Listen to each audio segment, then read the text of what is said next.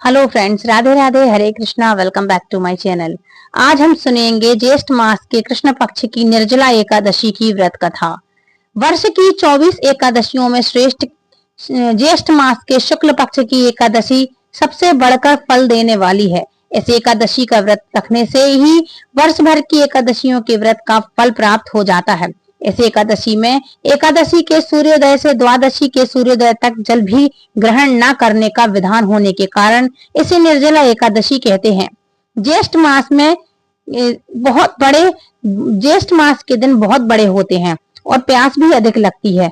ऐसी दशा में इतना कठिन व्रत रखना सचमुच एक बड़ी साधना का काम है। इसलिए इस एकादशी के दिन अपनी शक्ति और सामर्थ्य के अनुसार ब्राह्मणों को अनाज देना चाहिए। वस्त्र, छतरी, फल, जल से भरे हुए कलश और दक्षिणा देने का विधान है। सभी व्यक्ति प्रायः मिट्टी के घड़े अथवा सुराहियों, पंखों और अनाज का दान तो करते ही हैं। आज के दिन मीठे शरबत की प्याऊ भी लगवाते हैं। अधिक मात्रा में सतत भोजन करते रहना भीमसेन की बहुत बड़ी कमी थी। एक दिन भीमसेन ने व्यास जी से पूछा कि हे पितामह, माता कुंती, भ्राता युधिष्ठिर, अर्जुन, नकुल, सहदेव और द्रौपदी आदि सभी एकादशियों का व्रत करते हैं और मुझे भी अनाज खाने को मना करते हैं, परंतु मैं उनसे कहता हूँ कि भाई, भक्ति पूर्वक भगवान की पूजा आदि तो मैं कर सकता हूँ और दान भी दे सकता हूँ, परंतु भोजन के बिना नहीं रह सकता। इसके उत्तर में व्यास जी ने कहा, हे पांडुपुत्र भीमसेन, यदि तुम नरक को बुरा और स्वर्ग को अच्छा समझते हो तो प्रत्येक मास की 2 एकादशियों को अन्न मत खाया करो। तब भीमसेन ने कहा, हे पितामह, मैं तो पहले ही कह चुका हूँ कि मैं भोजन के बिना नहीं रह सकता।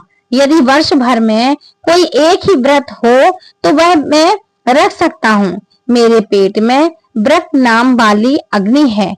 मैं अन्न के भोजन के बिना पूरा उपवास तो क्या, एक समय भी बिना भोजन किए नहीं रह सकता हूँ।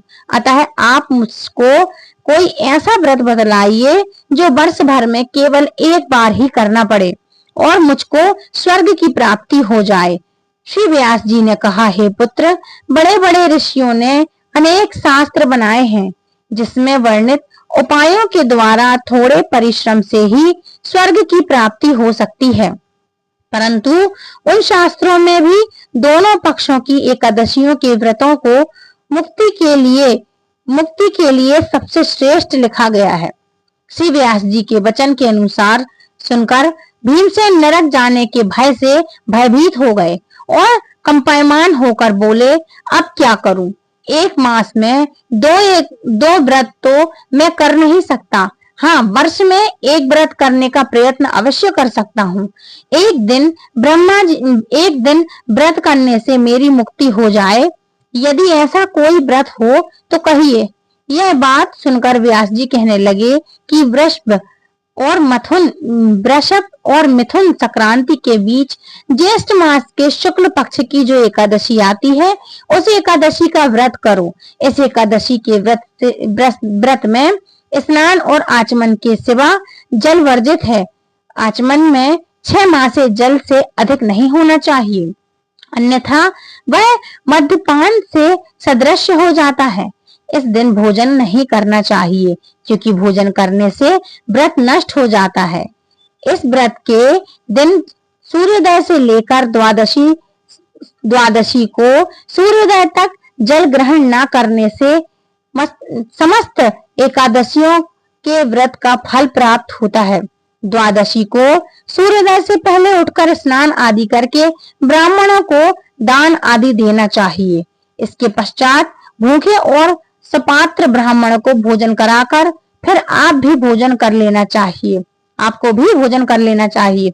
इसका फल एक वर्ष की संपूर्ण एकादशियों के फल के बराबर है।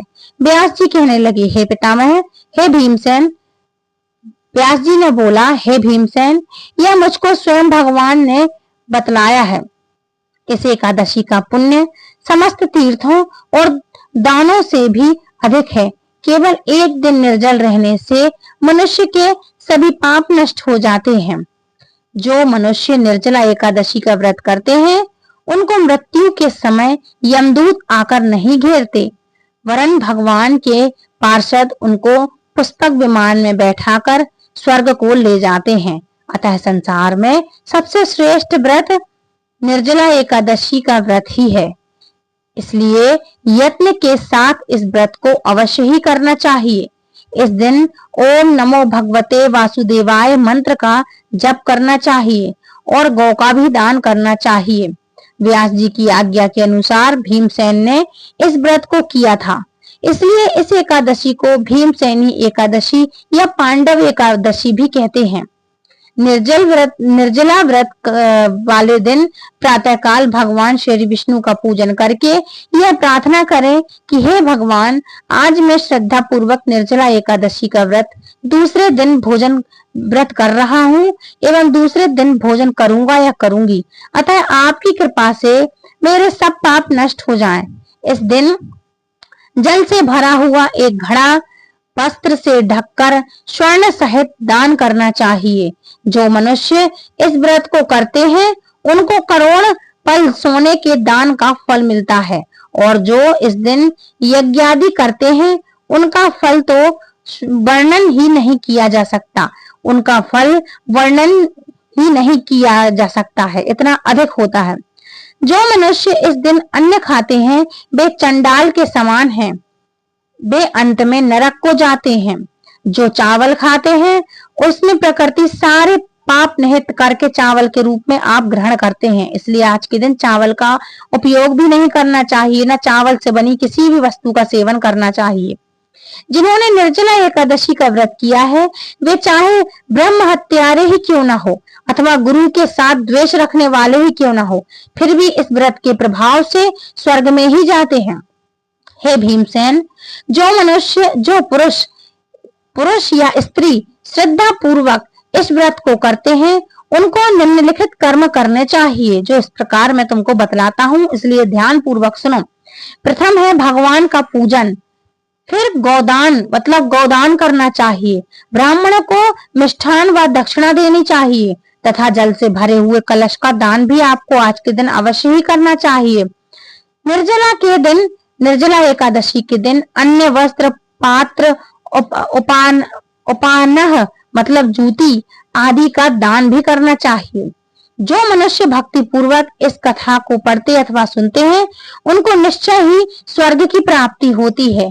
इस तरह से आज के दिन इस दिन ये सब चीजों का दान करना चाहिए, ब्रह्मचर्य का पालन करना चाहिए, किसी की द्वेष, निंदा, चुगली इत्यादि इन सब उल्टे सीधे कर्मों में आज आपको सहयोगी या भागीदार नहीं बनना चाहिए। किसी को अवगुण का रास्ता ना दिखाएं, ना ही किसी को अवगुण बोलें। शांति पूर्वक इस व्रत को करना चाहिए। बोलो लक्ष्मी नारायण भगवान की जय। ओम जय जगदीश हरे, प्रभु जय जगदीश हरे, भक्त जनों के संकट क्षण में दूर करे। ओम जय जगदीश हरे, जो ध्यावे फल पावे, दुख विन से मन का, प्रभु दुख विन से मन का, सुख संपत्ति घरे आवे, कष्ट मिटे तन का। ओम जय जगदीश हरे, मात पिता तुम मेरे, शरण गहूँ में किसकी, प्रभु शरण गहूँ में किसकी, तुम बिन और न दूजा, आस करूँ मैं जिसकी। ओम जय जगदीश हरे, तुम पूर्ण परमात्मा, तुम अंतर्यामी, स्वामी तुम अंतर्यामी, पार ब्रह्म परमेश्वर तुम सबके स्वामी।